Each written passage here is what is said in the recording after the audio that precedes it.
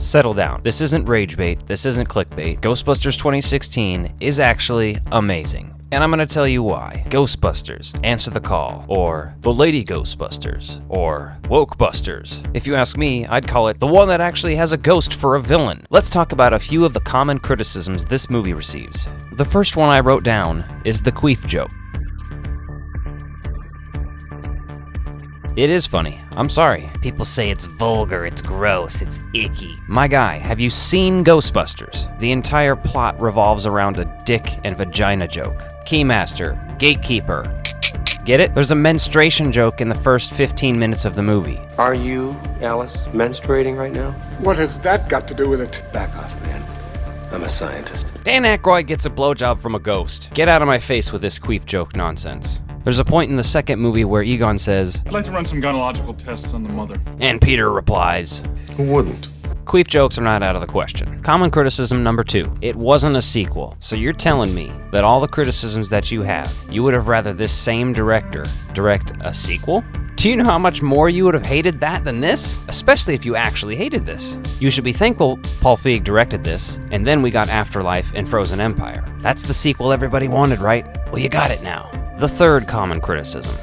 It's anti-man. All of the male characters are stupid. No, only Kevin, their assistant, is stupid. And I will give you that he is a little too stupid for it to be believable in this universe. But he also has quite a few funny lines. And overall, I enjoy him in this movie. Also tied into this, when they're shooting the ghost at the end of the movie, they shoot him in the crotch because it's anti-man. Do you know how many movies dudes get hit in the crotch or kicked in the crotch? Do you watch a lot of movies?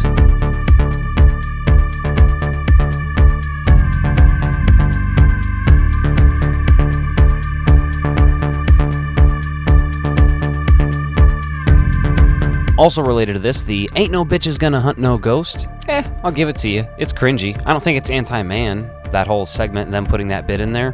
But, whatever. The fourth common criticism I've seen is that it seems like a long SNL sketch. If this is your critique, I buy it. I'm not gonna fight you on this one. It's wackier than Ghostbusters, sure. Now let's talk about some of my criticisms of this movie. The Fall Out Boy song, awful. It's awful. My God, is it bad. If this contributes to you not liking it, I buy it. I'm not telling you have to like this movie, but damn did it receive hate that it did not need to. The controversy surrounding this was ridiculous and unnecessary for a movie. Again, I think some of the humor is a little too cringy, a little too zany, a little too wacky, but some of it I hysterically laugh at still. Okay, the cameos. I think the Ernie Hudson cameo, that one's great. That one's perfect. Excellent. I love it. Dan Aykroyd cameo, a little on the nose. Bill Murray cameo, unnecessary. I got a Bill Murray tattoo. I love Bill Murray, but I just hate his character so much that I don't even enjoy seeing him in this movie. Now I'd like to present a few positive points. As I mentioned before, the villain is actually a ghost. Ghostbusters. The villain, Gozer. Gozer is not a ghost. Gozer is a demigod. Ghostbusters 2. Vigo? Vigo qualifies as a ghost. Ghostbusters Afterlife. The Return of Gozer, a demigod. Ghostbusters Frozen Empire. Garaka, a demigod. Interesting. Ghostbusters. Ghostbusters. How much do you think I'd have to pay Ray Parker Jr. to record Godbusters? And while the main villain in this movie is actually a ghost, and he's kind of an unmemorable character, I will definitely give you that. The villain's kind of meh. At least he's a ghost. Speaking of ghosts, there is a lot of ghosts in this movie. Very interesting ghosts.